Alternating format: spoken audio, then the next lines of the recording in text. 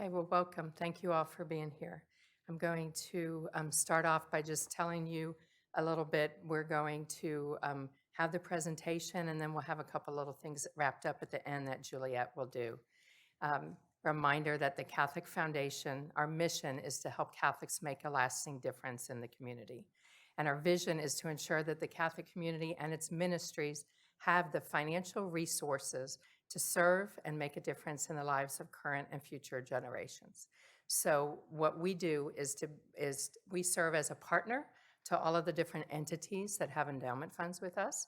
And we are working with you to provide you the resources to help you grow those endowments so that we can ensure that you have the resources you need to serve the people that you're called to serve. So much of what we do is Catholic legacy plan giving services and working with individual Catholics and promoting plan giving with all of our different partners. We do facilitation of non-cash asset gifts, hence the topic today. A lot of individual organizations may have trouble with managing a non-cash asset gift, and yet those can be some of the most powerful for an endowment fund, a donor advised fund, a charitable gift annuity. So those are some of the things that we're here to do for you, and we will help you with that and facilitate that gift through the process. We provide financial investment reporting on all the funds that we have. We provide those quarterly, and we manage those different types of funds. We have a lot of donors who use appreciated assets to start a donor advised fund, and that is something that we can do. If you have someone, if you personally or you know someone who is interested in doing that, it would be a good idea to do it before the end of the year, as they probably may mention. So we'll work with you if you are interested in that. And we manage our grants. We have our competitive grants called Catholic Community Grants and Parish Enrichment Grants. We also manage the Donor Advised Fund grants and the designated endowment grant distributions each year. Last year, we gave out, last fiscal year ending in June, in total, out of all the three of those programs, $2.9 million went out of the Catholic Foundation into the community. And in the last 4 years, it totaled over 10 million. So as the assets are growing, more money is going out in the community, which is what we're here for. So I'll turn it over to Juliet, who will do the introductions.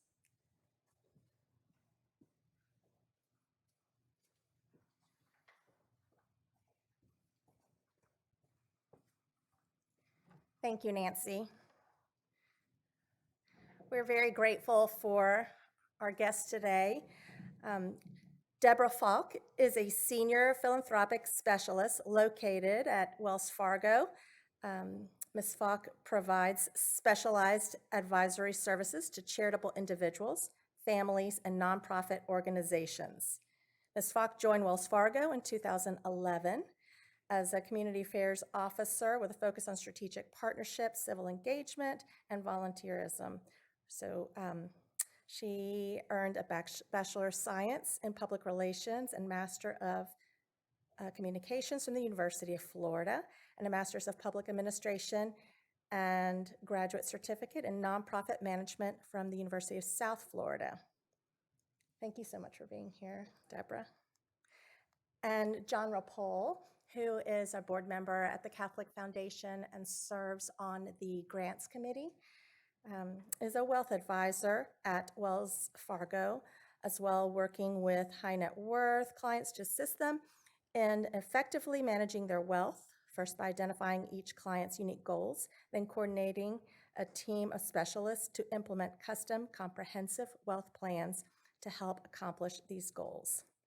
Mr. Ripoll earned a Bachelor of Science degree in Finance and Economics from Tulane University. Thank you so much.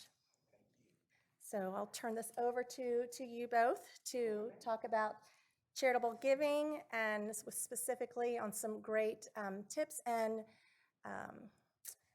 just specific stories on non-cash assets. Again, this is the end of the year. This is, the end of the quarter.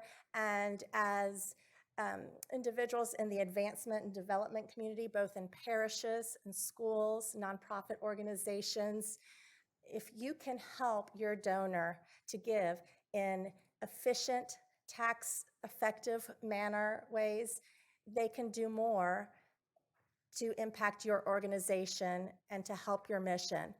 And you're giving some value add to these individuals within your community. So we thought it'd be wonderful to bring true experts in the field to come and share some knowledge with all of us.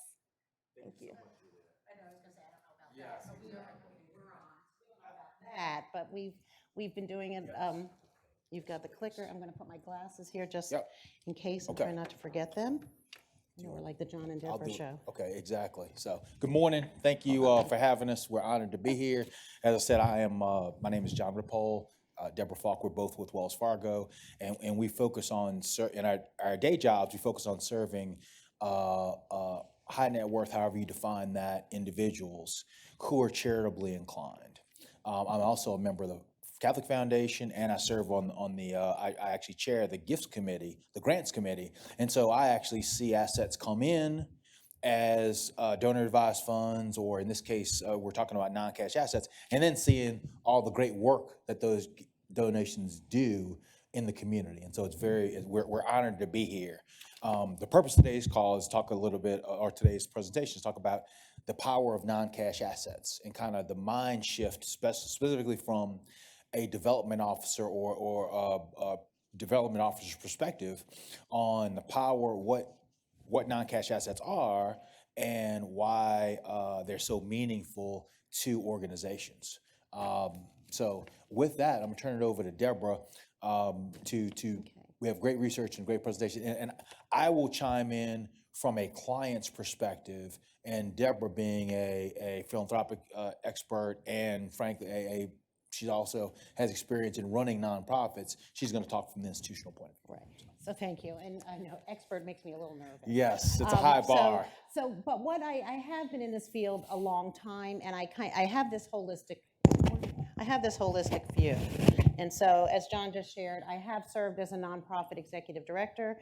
So I've sat in many of your shoes so I'm not someone coming in saying this is how you need to raise money. I had to do it too, and I was with a grassroots, scrappy organization, so we didn't have a lot of these tools and knowledge, and I wish, all of this is what I could tell my younger self, and I think our organization would have been more amazing than it was. And so I ran a nonprofit, I consulted with nonprofits, and now I have the honor of working both on the side of hearing what the donors are saying and also what the nonprofits are doing. And so I've kind of bring that 360 view to bear, which I want to be able to share with you because, again, it's things that I wish somebody had told me.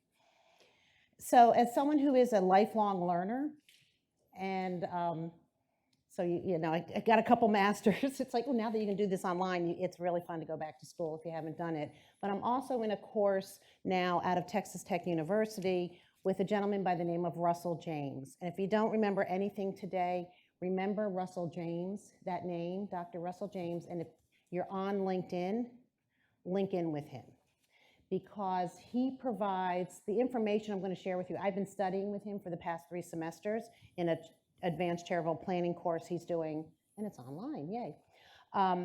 All his information is open source, and so what that means, it's free, it's available, it's there for you. He does a series, he has a plethora of, I'm like a Dr. James groupie now, so I am doing a commercial for him. He doesn't make any money from any of this. But he has videos too, and they're very short and succinct. They may be between 7 and 19 minutes. And so there's various topics you could also pull from. And if you ever wanted to share it with others within your organizations or, possibly donors and people like that, you can share that. And if you ever said, hey, does he have a video? What do you think? Call us and we'll kind of point you in the same direction. But if you link in, he will share. The first time he shared with me, I was like, whoa, there's so much information. So it's really powerful. And so one thing that he did, and I guess I have to make sure where I stand. One thing that he did is he did a study of 990s, the Form 990. And I just want to make sure, does everyone know what a Form 990 is? Okay, if you don't know what it is, thank you, Tom. So if you don't know what it is, it's the tax return for a nonprofit organization.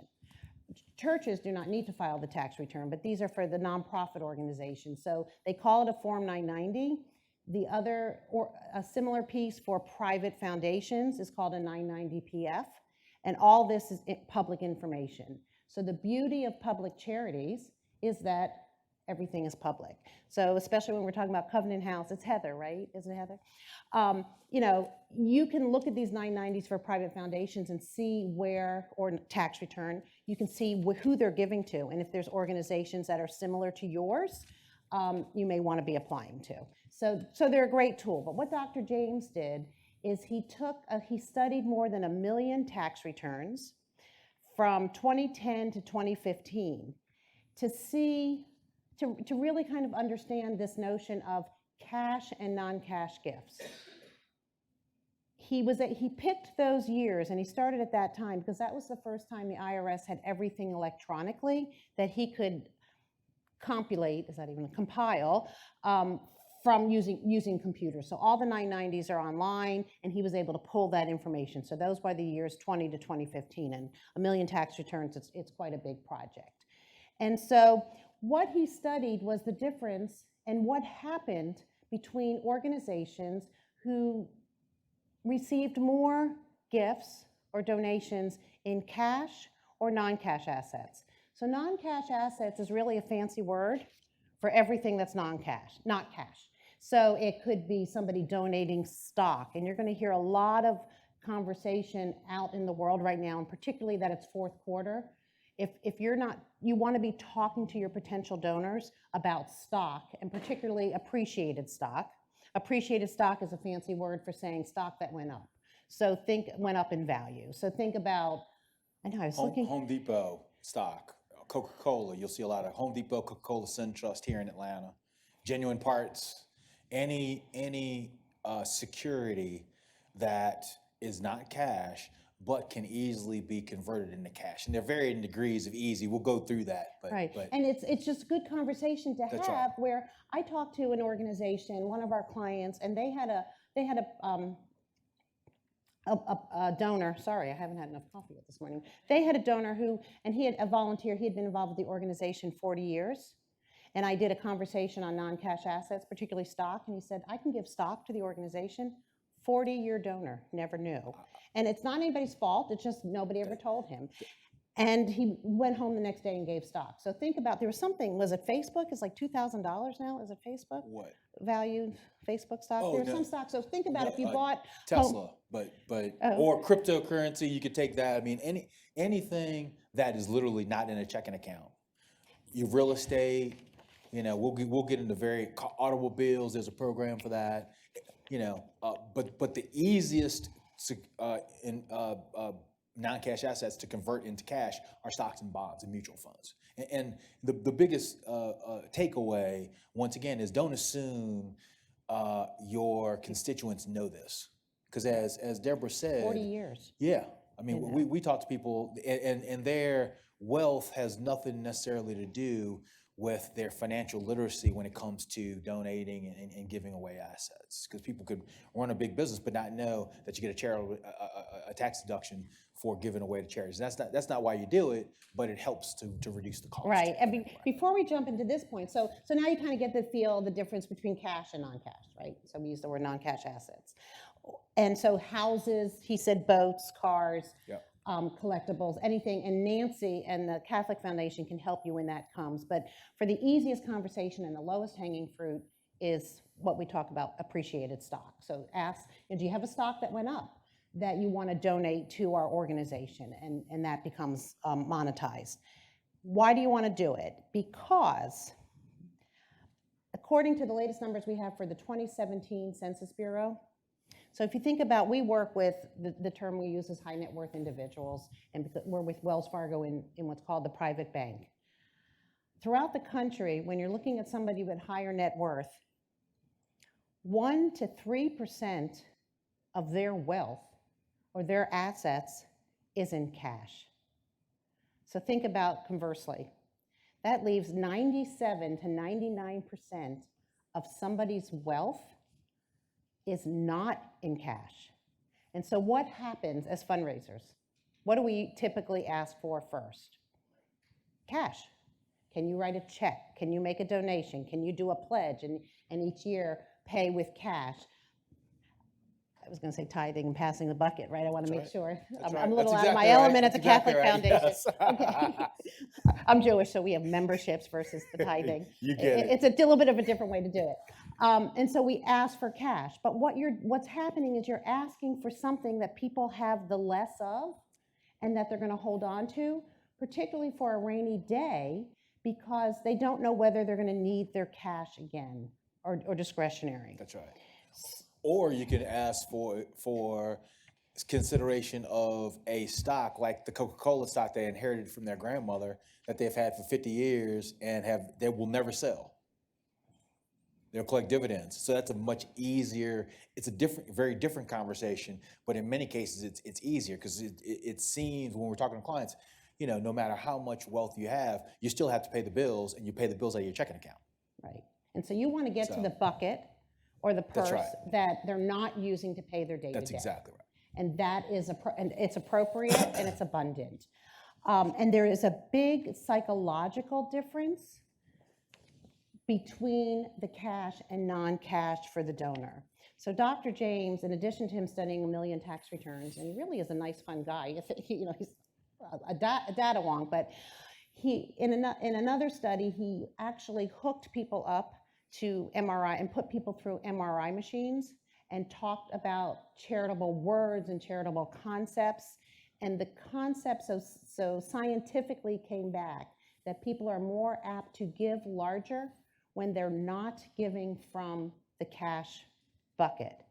Because particularly around appreciated stock is they feel like it's a windfall, right? I bought the stock. I mean, I listen to my husband all the time when he buys stocks. He's like, oh, I bought it for $12 and today it's worth $120. People get really excited. It's like new money for them. It's like money they found. And so that's what they're apt. They're very happy to share that windfall. That's right. With organizations, with faith-based organizations, with nonprofit organizations. So he suffice it to say, he has a lot of studies, not only in the MRI imaging, but he did some work where he actually gave people cash and said, spend it. And he found when he gave people larger amounts of cash, they tended to spend more on charitable than if they had smaller amounts. And so it really is just this psychological phenomenon. So you want to think about that. If you're asking for cash, you're asking too small. Also, don't be afraid. Some people may say, well, I just gave, you're thinking as a fundraiser, I gave them, they gave me stock and now they have no more. And so what's going to happen, because you want those annual gifts, right? Study after study shows that once somebody starts giving outside of that cash bucket, that they tend to give more often and they tend to give more. And this is the best part too, they tend to put you in their will or some kind of document because they start feeling like they're helping the organization that they have passion around even more. And again, it's not psychologically coming out of their day-to-day. They're not making a choice, do I go on vacation or do I support the church? They're able to do both in a very big, meaningful way. And study after study shows that they will stay with you from an annual perspective, and so on that annual fund, and that they're more driven to do a bequest at the end of their life.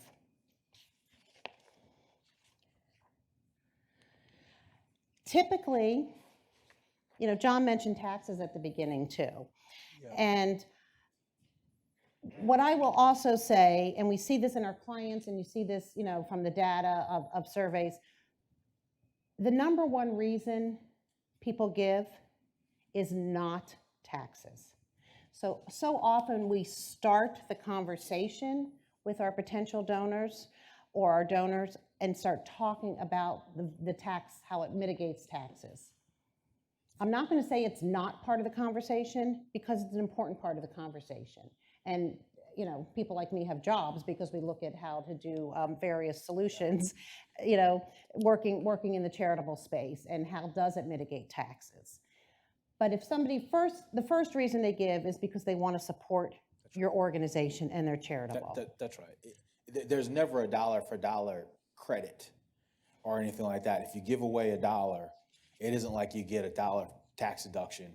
you get a percentage. So this is a good, can I go, you want me to go through this? Let me this walk out example? of the way for a second. So this is really, and for everyone, you just need to know that there's a tremendous tax benefit to making charitable donations, but you don't need to know the exact amount. That's for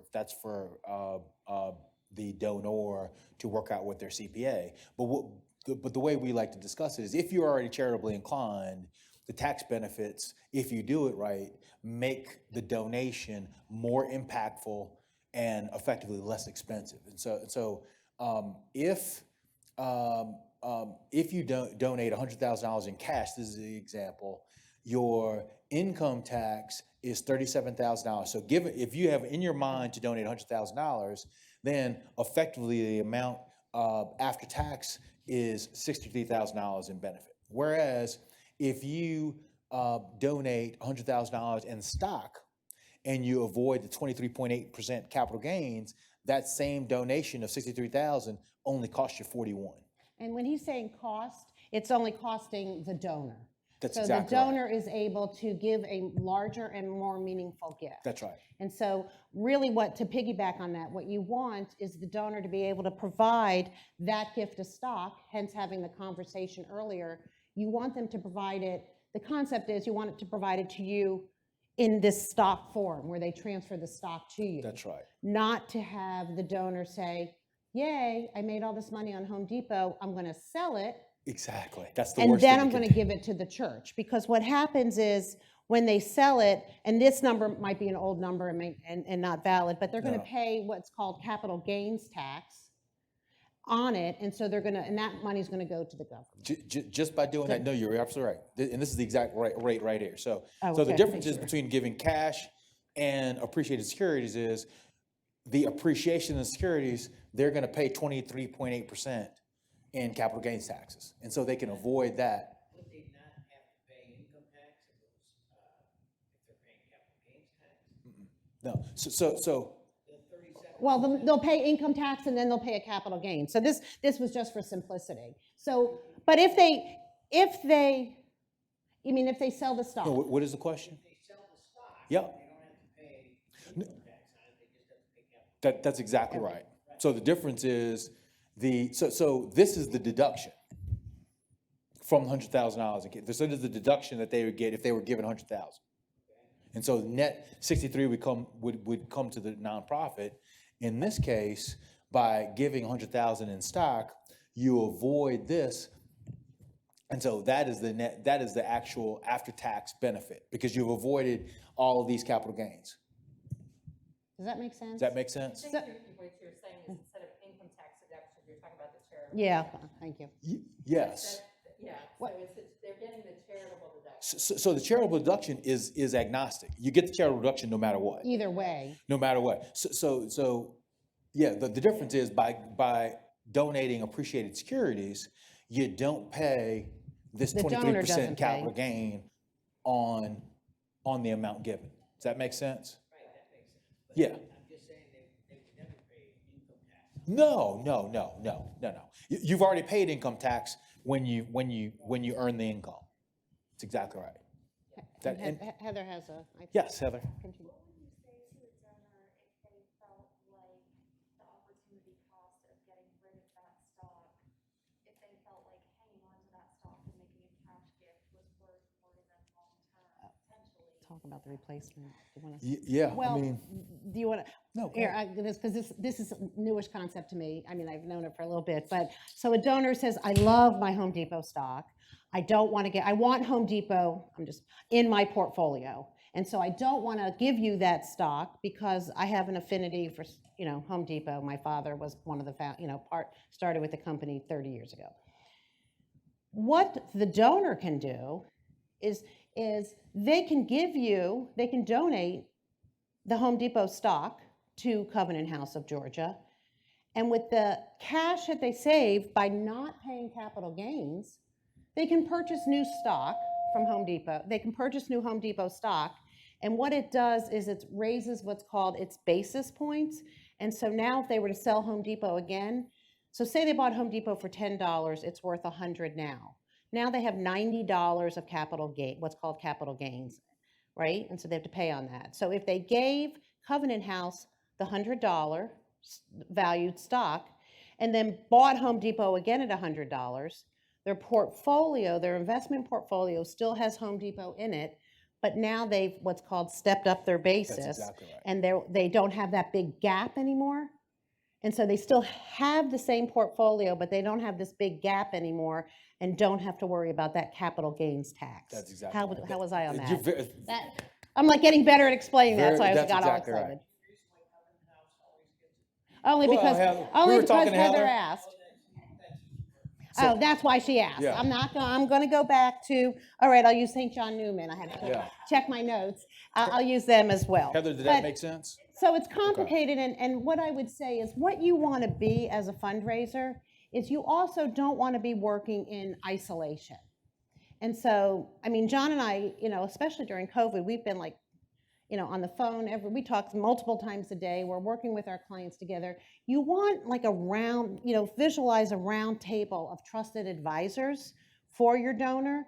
And you as the fundraiser want to be at that table, but you don't want to work in isolation. So you also would say, let's get your CPA on the phone, or let's talk to them, and make sure, or your financial advisor, to make sure we pick the right stock. I mean, if somebody's starting to look at a larger gift of stock,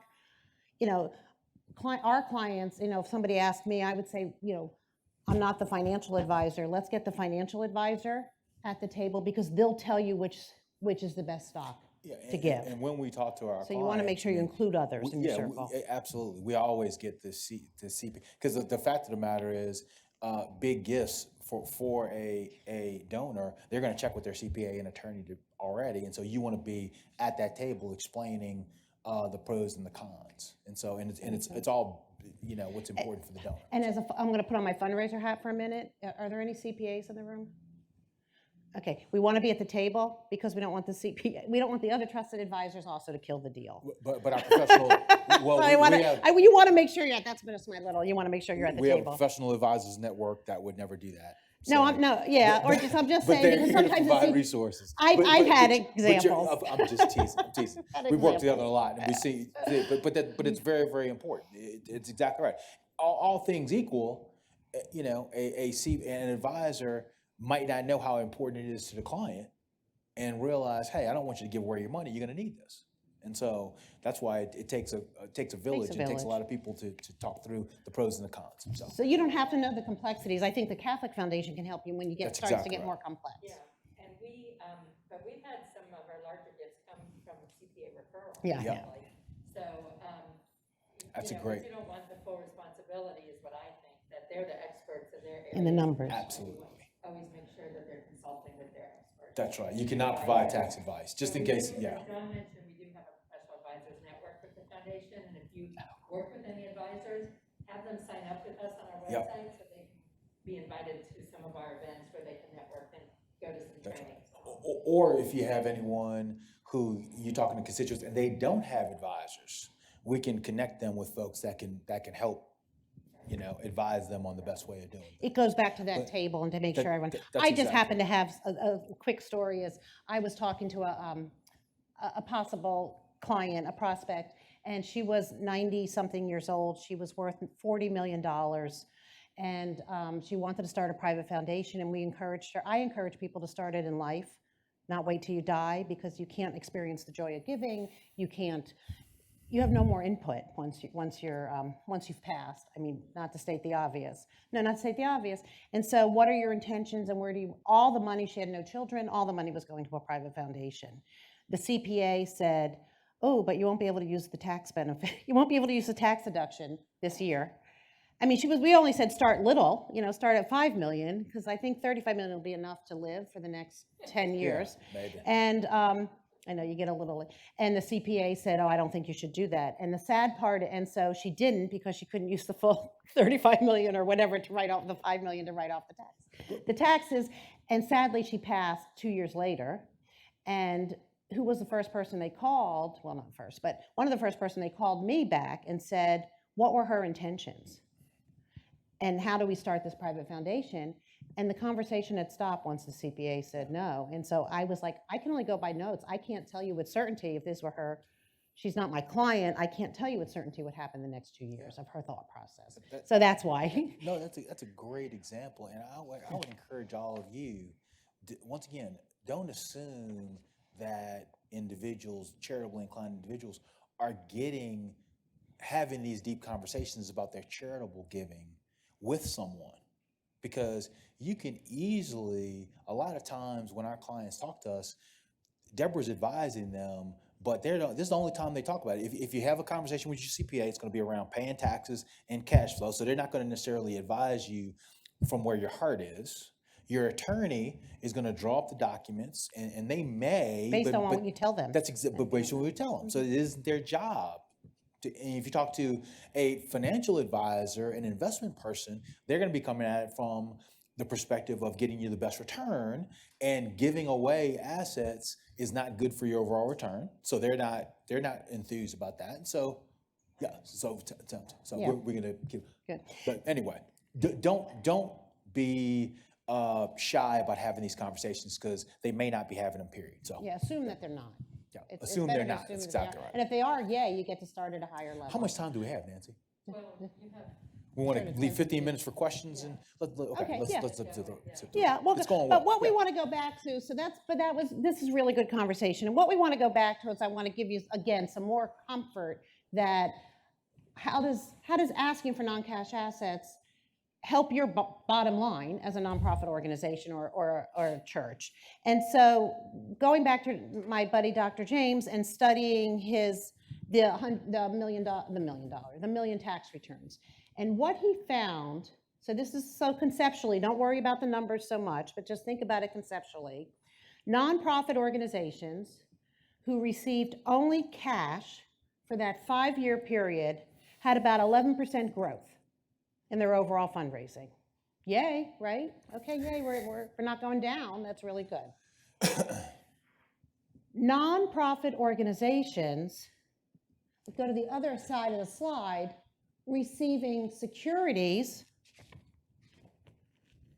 66% growth in the 5-year period. What would you rather have?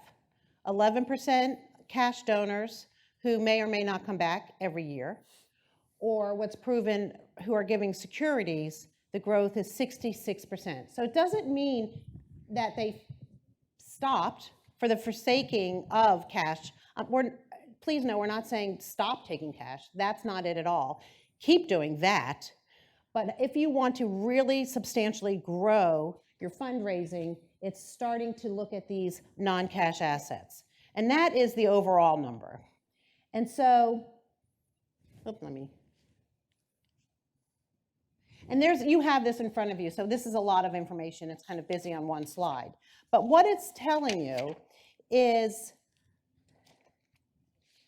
somebody may say, well, somebody's growing larger because they're a bigger organization. They have more savvy fundraisers. They have, it's not my small, when I used to have my $1 million nonprofit versus a hospital.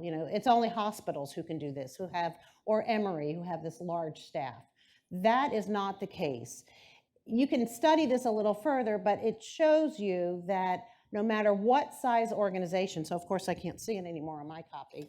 So whether it's a $100,000 organization or up, a $10 million plus organization, it's conceptually all the same thing.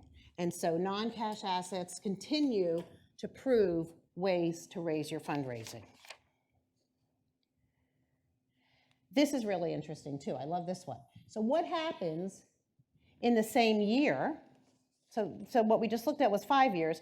What happens in the same year when gifts shift from cash to assets? So really, and the shift starts with something as simple of your staff, your professional team, your key volunteers starting to ask the question, do you want to donate stock? It's as simple as putting an extra line on your signature block in your email.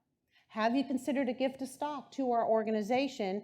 Click here for more information, and maybe it clicks back to you as an individual, or clicks to your website in some way. Putting it on anything you print, putting it on the church bulletin, and just asking people. But what happens when this happens to be a 1-year period, when organizations started concentrating more on securities, we're not even going to get to real estate. That's a whole nother discussion. And I would counsel you to talk to the Catholic Foundation when somebody wants to donate their house to you, because they'll tell you whether you may or may You have a not po- want it. All of you should have a policy that'll. Yeah, that's a dictate whole, that. that's a whole nother Yeah, day. exactly. But Just, The basic policy is you say thank you to the donor, and then you say the Catholic Foundation helps us with these types of there you gifts. go. And then we do the due diligence to determine if it is a gift that you would want to have, That's right. and we help with that.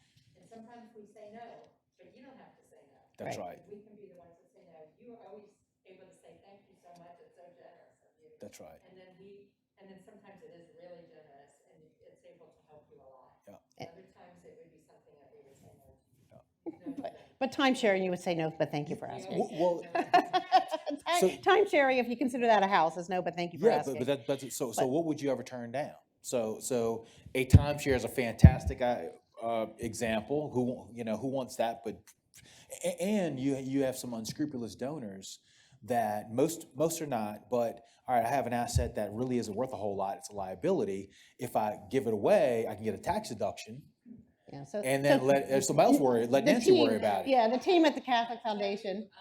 One was, you contacted the pastor, I want to give you this property. Yep. So we said, okay, he said, thank you, referred him to us, we did the due diligence. They bought it sight unseen on courthouse steps, it was unbuildable. Yeah. And so couldn't get rid of it, was trying to dump it on the church. Yeah. Was it land or was it a was structure? land. Yep. And then there was another one. Brownfield, That yeah. was a lot in a neighborhood that had declined, and they hadn't been able to sell the lot. There was no house on it. Yeah. And it was, it was another situation. So, Yeah. but then there's some where we've had some condominiums that have been donated, Yep. there's some houses that have been donated, and we've been able to help convert those into Yep. good gifts. So, Right, so suffice it to say, it can be very, and I'm going to use the word profitable. Okay, remember, I come from the nonprofit sector. Just because you're a nonprofit doesn't mean you're not supposed to make profit. You do make profit. It just goes back into the mission of the organization versus shareholders. So real estate could be a whole nother day. But suffice it to say, take away with, in just 1 year, when organizations grew their securities only 10%, their total fundraising went up 18%. We just started kind of having this conversation, and I think it might be slide 11 or 12 on yours. Mine are numbered a little differently. Does it matter what types of gifts? And that's where we were getting into a little bit. And this is as far as moving the needle. I'm not putting a value judgment of what is being donated. It's just what is going to move the needle in your fundraising. And what really helps a lot is, as we were just saying, is the real estate and non-publicly traded securities, but that's another story. But you see public-related securities, historical artifacts. One thing is, as you're discussing with your donors is, don't be, it's not like what else you have. What else you got? It can be as blunt as that. It depends upon your style. But there's stories of somebody who had a coin collection sitting in their basement in an open shoebox. It was collecting dust. Somebody went down there for some reason. The end of the story is that those coins that were sitting there dusty and musty were worth $3.5 million. And so they were able to donate it to an organization. And so there are things that people want. What we also know from our clients and from the data, that the next generation, or you might hear the terms Gen 2, Gen 3, they don't want mom and dad's stuff. So typically we look at getting these types of items for donations when there are no children. But I would submit that shifting a little, because the children are, successful in their own right. Mom and dad may live in Atlanta. The children are in Japan and Chicago and Australia, and they don't care about the beach house anymore, or the house, the family home and the second home in LJ. So it's really important. And not to bring everything back to money, but there's also some financial benefits in that. With illiquid assets, there's always transaction costs. Like selling real estate could cost 5 to 7%. A collectibles, I know selling gold bars, it's 10% costs buying and selling. And so to just donate the asset that's appreciated, you get a tax deduction and you save those costs. So you get a bigger bang for the buck. Once again, it's not dollar for dollar with deductions, but there's tremendous benefit to it. we have handled gifts of coins and gold bullion before, so. And is that accurate, Nancy? It's a Yeah, we've done that Yeah, and it's not easy, and it's just takes some expertise. Yes, Right, and exactly. every day. That's right. That's exactly right. Currently, we're learning about cryptocurrency. Yeah. Nice. And it can be Great. it can be very valuable to an organization. About 7 years ago, I think it's been about 7 years, there was a young man at a university in Florida, it was Florida Gulf Coast University, who endowed us, he was 25 years old, he endowed a scholarship at Florida Gulf Coast University using Bitcoin. Wow. At the time, I was like, what is this? You know, like, what do you mean money's in the cloud? That's great. But so it can, now, you know, we've come a long way as a society, and it's, you know, there are ways to accept it. But this particular slide is very busy, and I just wanted you to have the information. I knew you were going to have this in a written copy. Is suffice it to say, no matter what type of organization, no matter how large an organization, going back to Dr. James' million tax returns that he studied, time and time again, overall fundraising increases when securities increase just slightly by 10%. So that shift is across arts, housing, religion, where human services, wherever you want it to, whatever issue you think about, Yep. study after study shows that it may be a little different. You'll see some of the data a little different, but overall, overarching, cash goes down. When you only are concentrating in cash, overall fundraising ultimately goes down. When you add securities, it substantially goes up. And this is going back to that tax deduction, that taxes question. So remember I said that it's not the number one reason people give, but it is part of the equation. I would be remiss to say if it's part of the equation. And what this talks about is mentioning deductions, tax deductions, does increase charitable interest. And so it's just knowing what those key terms are. It might be, you'll know your donor, or if you don't, ask them, do you want to talk about capital gains? Do you understand what it is? But what the data shows is talking about tax deductions does increase interest. You'll see interest went from 8% to 50%, so it piques people's interest. I would submit it's not the driving conversation. I agree. The charitable piece, that what we call the above the line piece, that's what drives it. This may take it home. Yeah. Or get you in another part of their balance sheet That's where right. they can give you something. That's right. Something You don't have to else. worry about tax implications when you're giving cash because there are none. You've already paid income tax on it.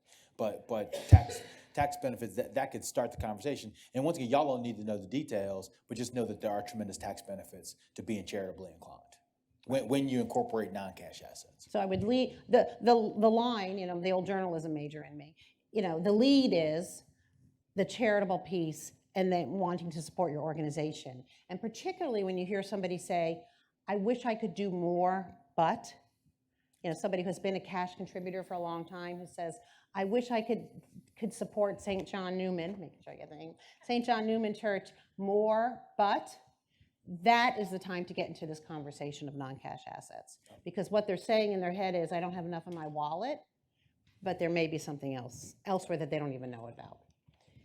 And then you'll have this in your packet is, this was something, so Dr. James from Texas Tech, hence the Texas Tech example.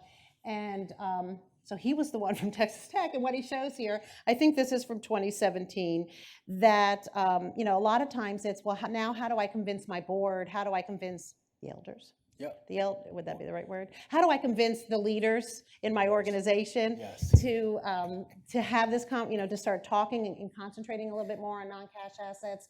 And he shows you here, he's comparing Texas Tech to Iowa State, who had, look at the number of gifts, if you go to the bottom line even, well, other grains, you know, it's a lot of farming and cattle down over there, I should say, over there now.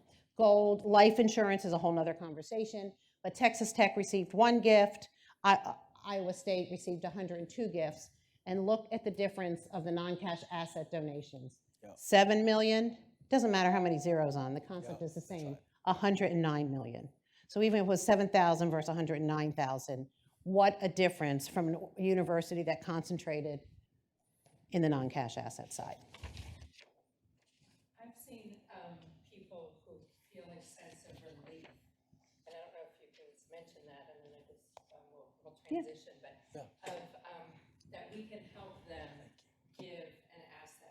that Yes. they don't really know what to do with. Yes. Like whether it was the children who got their mother's condominium and they don't live in the state and they don't really want to deal with it, or it's somebody who has a rental property that they just don't want to manage it, or it's the coin collection, and so there's this relief of Yeah.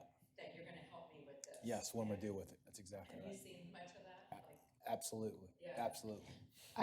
Yeah, I agree. And You're helping them. So at this point in their lives, they have an asset that isn't really doing a whole lot for them, and yet they want to support an organization that would give them tremendous benefit. You're helping them facilitate that really without negatively impacting their financial lives, because they're looking at an asset they're probably not going to sell or monetize anyway. And so it's And very as you get to know your powerful. donors, those are good conversations to have with your donors and your prospective donors, particularly if you know they have something, or how will it be passed to the children? Are the children interested in this? And by children, they could be 60 years old.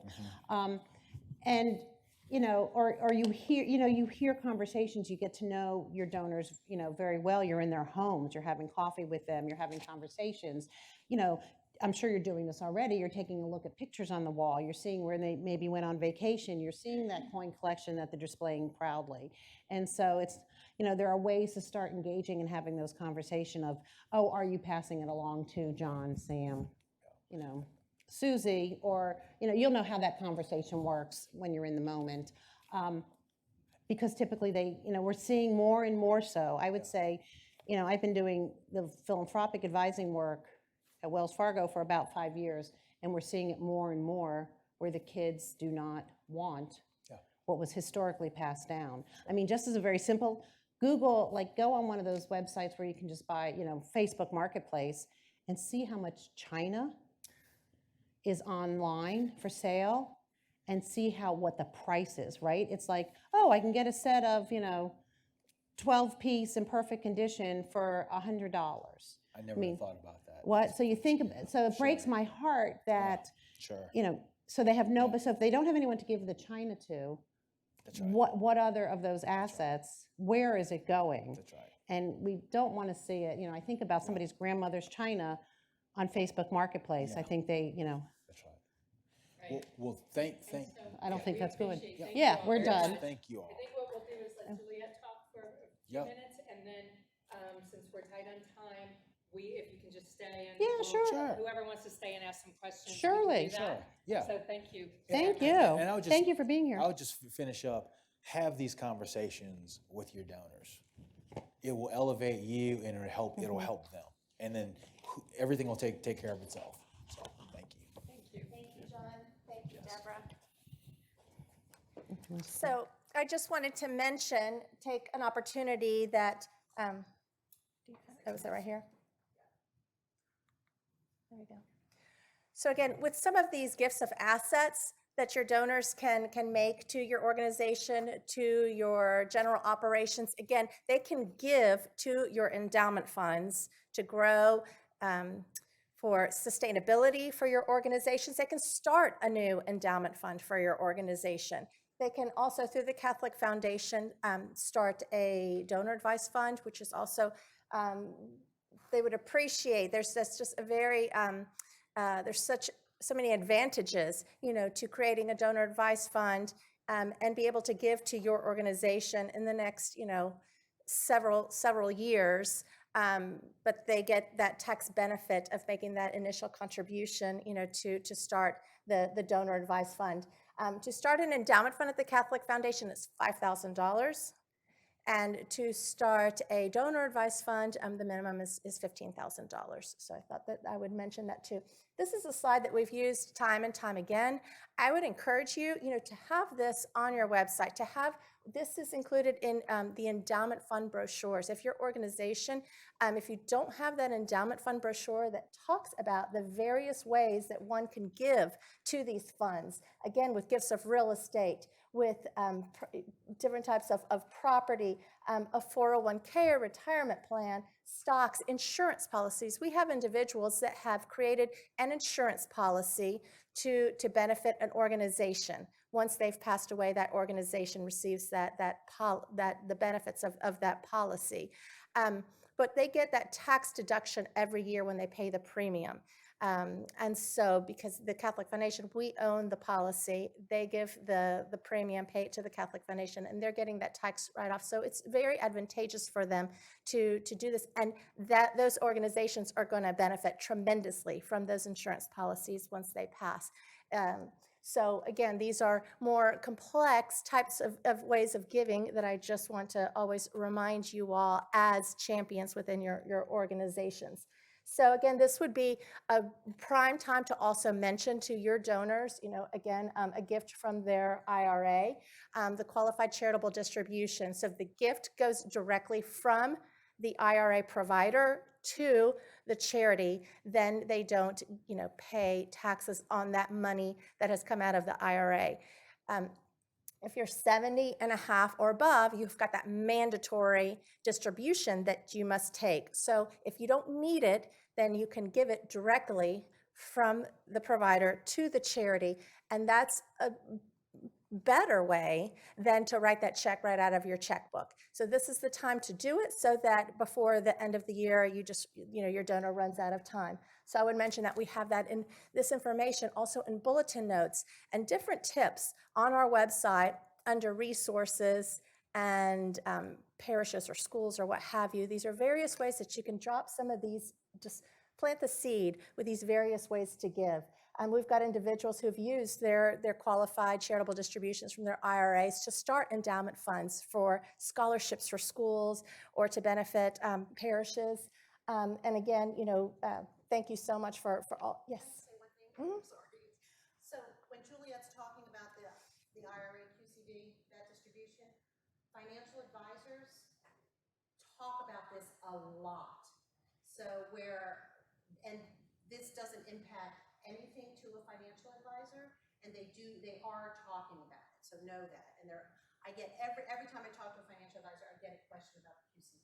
And it's because it has to go to, it could go to a charity. It can't go to their private foundation. It can't go to a donor advised fund. It needs to go to a charity, and they're talking about it. So when you talk about those trusted advisors at the table, probably you talk to CPAs more than I do, but I think they're talking about it too, but financial advisors really have a lot of questions around that and will grasp onto that concept. Because they're the ones. Age 72 now, though? Well, it was deferred, yes, for the pandemic, and yes. But you can still give at 70 and a half. You can still donate directly, to the organizations. It's been deferred, required at 72.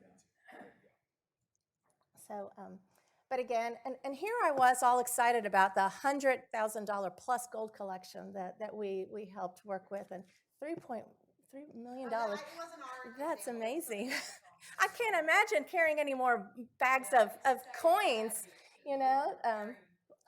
But again, these more complex gifts, we're happy. Don't say no to the donor. Just call us and we can help you and see if that's something that we can facilitate for you all. And then just finally, for those of you that are watching this presentation, for the various parishes, schools, and nonprofits, please don't miss the opportunity to register for I Give Catholic. The deadline to register is November 3rd. And it's just a great day to bring your community together, to give thanks, and to raise funds for your mission. It's very positive. It's very easy to do. So if you have not registered already, please, I encourage you to sign up for I Give Catholic on Giving Tuesday. With I Give Catholic, have you ever had where someone said they wanted to give a non-cash asset? Because that's mostly cash, right? So it is mostly cash. We have had people give from their IRAs. We've had parishes who have let us know. I actually, they said, I just got a $1,000 gift from a donor in Texas who happened to be watching Mass during the past year online. So it was someone brand new to the organization, and they gave a $1,000 gift through their IRA for I Give Catholic. So sure, that is a good question. But just to give them in the habit to plant the seeds. But yes, it's more of an easy, give off on your phone. Use these stories, tell the stories of individuals within your community. That's what inspires others. This is also a key time. You're sending a lot of communication out to your donors. Include plan giving information, include legacy information. Would you consider leaving our organization in your will or estate plans? Don't miss that opportunity to plant that seed. Your donor will appreciate it. So I encourage you to be doing that throughout the year. Going to our website, we've got some new videos to explain about the value of giving to the endowment fund and how important it is for your organization. And our investment forum, this will be the third annual investment forum that the Catholic Foundation hosts for the community. So I encourage you to bring a donor, bring someone from your finance council, come and enjoy this event that's going to take place at Dunwoody Country Club. We did it there 2 years ago and it was lovely. And we'll bring an expert in the field to talk about market outlook and it's just it's a great event. So we'll have more information on our website on this, but please do mark your calendar for the morning of February 3rd. I thank you all so very much for being here today, and we'll be here afterwards to answer any questions and also to provide some envelopes for the endowment fund if you would, feel that that's easy for your organization, for your donors, just to include some cash or a check, to grow your endowment fund. Also, we've got I Give Catholic envelopes as well. Thank you so very much. God bless.